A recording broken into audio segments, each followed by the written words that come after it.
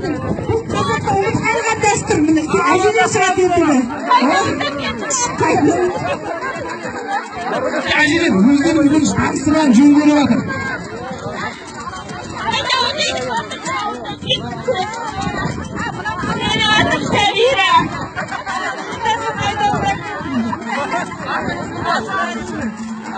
Енді анау-мынау айып етпейсіздер ғой. Жамбастан анау-мынау кетіп қалып жатыр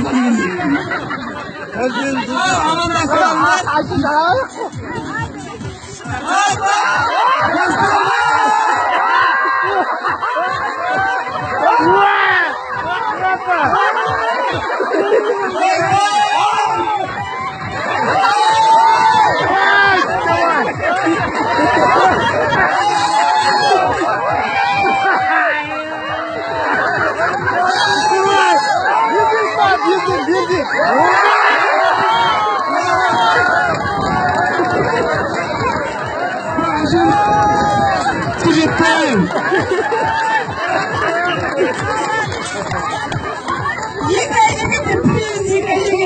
Молодец.